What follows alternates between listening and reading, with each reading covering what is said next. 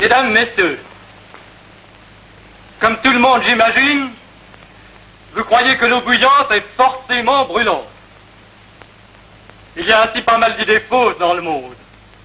Celle par exemple de croire que les bleuets sont nécessairement bleus, ou qu'il suffit d'être député pour être un homme distingué. Si l'eau d'ordinaire bout à 100 degrés, c'est que la pression de l'air, la pression atmosphérique, pèse lourdement sur elle. Alors, les bulles de vapeur qui constituent le phénomène de l'ébullition ne peuvent s'y former et grossir en surmontant cette pression que quand cette eau est assez chaude pour leur donner une force élastique capable de la vaincre, ce qui arrive justement à 100 degrés.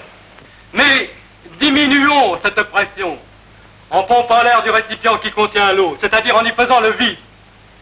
Naturellement, plus la pression baissera, moins il faudra aux bulles de force élastique pour la vaincre.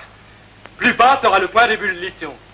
De sorte qu'à un moment donné, l'eau, même si elle est froide, se mettra à bouillir. Vous ne me croyez pas. Faisons l'expérience. Dans ce ballon, de l'eau à peine tiède. Dans cet autre, de la glace. Les deux ballons sont reliés par un tube T muni d'un robinet. Avec cette pompe, on a enlevé l'air des ballons, c'est-à-dire qu'on y a fait le vide. J'ouvre le robinet.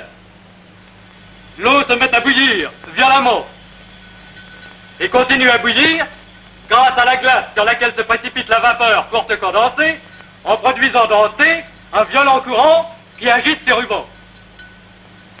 Et cela vous apprend d'abord qu'on peut faire bouillir de l'eau avec de la glace, voyez plutôt.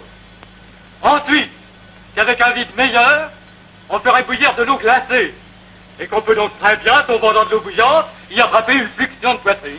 Ayant ainsi démoli quelques-unes de vos convictions, passons aux conséquences. Imaginez que sur le trajet de la vapeur, nous placions, au lieu de ces rubans, un petit moulinet, ce qu'en langage savant on appelle une turbine. Naturellement, ce courant de vapeur la fera tourner, et elle donnera de la force motrice. Or, l'eau de surface des mers tropicales est toujours tiède. Donc on pourra en tirer des torrents de vapeur en la faisant bouillir dans le vide. Si cette vapeur, on peut la sucer, la condenser à mesure, comme je la condense ici avec cette glace. Eh bien, chose étonnante, le fond de ces mers si chaudes est constitué par de l'eau absolument glaciale.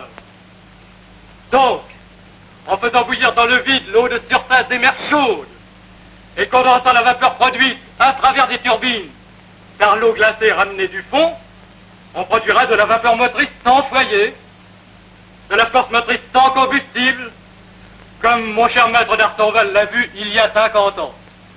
Et cela, non plus en inoffensive expérience comme celle-ci, mais en quantité formidable.